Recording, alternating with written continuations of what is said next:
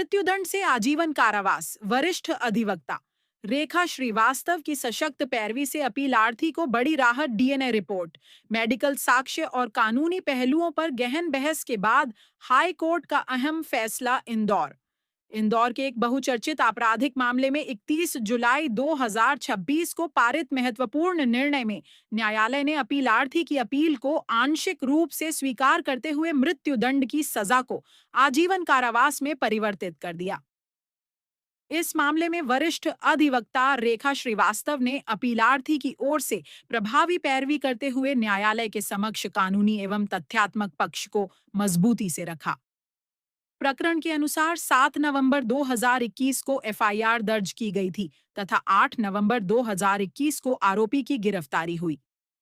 मामला भारतीय दंड संहिता की धारा 377, 302 और पॉक्सो सहित अन्य गंभीर धाराओं के अंतर्गत दर्ज किया गया था। विचारण के दौरान डीएनए रिपोर्ट, मेडिकल रिपोर्ट और अन्य दस्तावेजी साक्ष्यों को न्यायालय के समक्ष प्रस्तुत किया गया।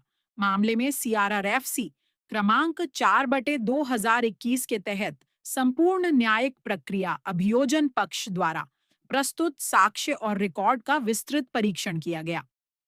अपील की सुनवाई के दौरान वरिष्ठ अधिवक्ता रेखा श्रीवास्तव ने न्यायालय के समक्ष सजा के निर्धारण से जुड़े महत्वपूर्ण कानूनी सिद्धांतों, सर्वोच्च न्यायालय के विभिन्न निर्णयों तथा मामले की परिस्थितियों का विस्तार से उल्लेख किया। दोनों पक्षों की दलीलें सुनने और उपलब्ध साक्ष्यों का परीक्षण करने के बाद न्यायालय ने अपील को आंशिक रूप से स्वीकार करते हुए मृत्युदंड को आजीवन कारावास में परिवर्तित करने का आदेश पारित किया। यह निर्णय सजा के निर्धारण से जुड़े न्यायिक सिद्धांतों के संदर्भ में महत्वपूर्ण माना जा रहा है। कानूनी विशेषज्ञों का मानना है कि यह फैसला दर्शाता है कि न्यायालय प्रत्येक मामले के तथ्यों, साक्ष्यों और परिस्थितियों का सूक्ष्म परीक्षण करने के बाद ही अंतिम निर्णय देता है। वरिष्ठ अधिवक्ता रेखा श्रीवास्तव की इस प्रभावशाली पैरवी को कानूनी जगत में एक महत्वपूर्ण उपलब्धि के रूप में देखा जा रहा है। उनकी तार्किक दलीलों और विधिक दृष्टिकोण ने अपीलार्थी को महत्वपूर्ण राहत दिलाने में अहम भूमिका निभाई। मैडम, अभी जो आपने एक केस हुआ है अपना, जो फांसी से आजीवन कारावास में आपने जो तब्दीली की है, उसका क्या मामला रहा है, जिसमें बता।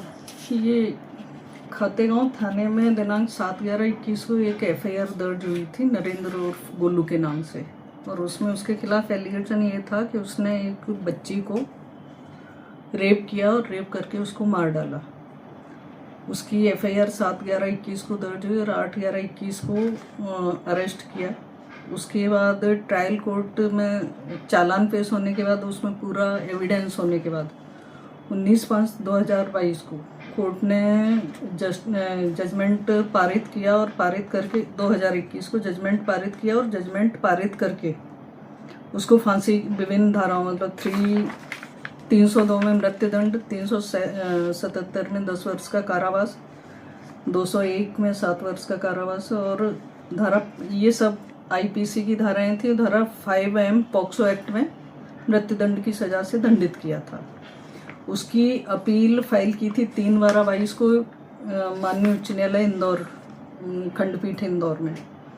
माननीय न्यायालय द्वारा सुनवाई करने के बाद केस को रिजर्व किया गया था और 31/7/2026 को उसका निर्णय पारित हुआ है, जिसमें माननीय न्यायालय द्वारा धारा 377 को सिद्ध नहीं माना गया है और बाकी धाराओं में मृत्युदंड से आजीवन कारावास में परिवर्तित कर दिया गया।